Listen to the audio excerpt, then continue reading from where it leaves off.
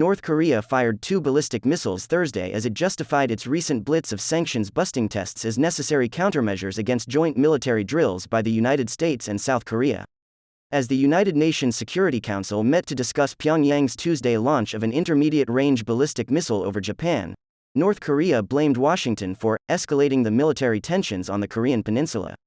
The recent launches, 6 in less than 2 weeks, including likely its longest-ever test by distance, were the just counteraction measures of the Korean People's Army on South Korea-US joint drills, Pyongyang's foreign ministry said. Early on Thursday, South Korea's military said it had detected 2 short-range ballistic missiles launched from the Samseok area in Pyongyang towards the East Sea, also known as the Sea of Japan.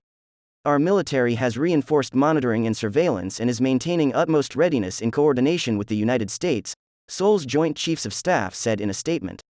Japan's Coast Guard also confirmed the launch of 2 potential ballistic missiles, with Prime Minister Fumio Kishida telling reporters that the recent testing spate was unacceptable.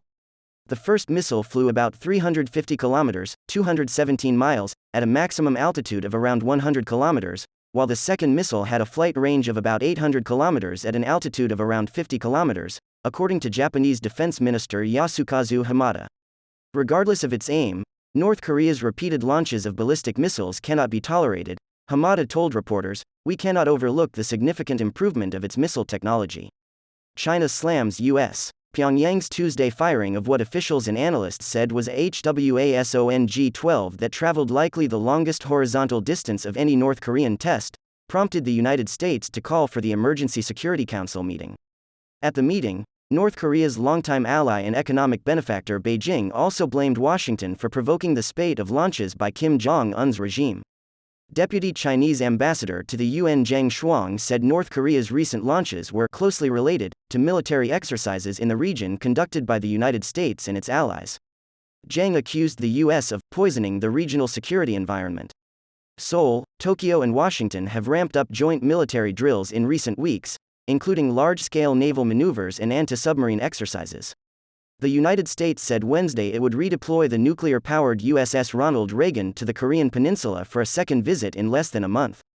North Korea's foreign ministry accused the U.S. of posing a serious threat to the stability of the situation on the Korean peninsula, with the deployment of the aircraft carrier. More sanctions. The spate of launches is part of a record year of weapons tests by isolated North Korea, which leader Kim Jong-un has declared an irreversible nuclear power, effectively ending the possibility of denuclearization talks. U.S. Ambassador to the UN Linda Thomas-Greenfield called for strengthening existing sanctions on North Korea, something China and Russia vetoed in May. The Council has been divided on responding to Pyongyang's nuclear ambitions for months, with Russia and China on the sympathetic side and the rest of the Council pushing for punishment. Analysts say that Pyongyang has seized the opportunity of stalemate at the UN to conduct ever more provocative weapons tests. Officials in Seoul and Washington have been warning for months that Pyongyang will conduct another nuclear test, likely after the Chinese Party Congress on October 16. At this point, for Kim to turn back and halt provocations would seem counterproductive to his interests, not to mention the amount of resources squandered to conduct these weapons tests, Soo Kim, an analyst at the RAND Corporation, told AFP. We are indeed in a cycle of weapons provocations.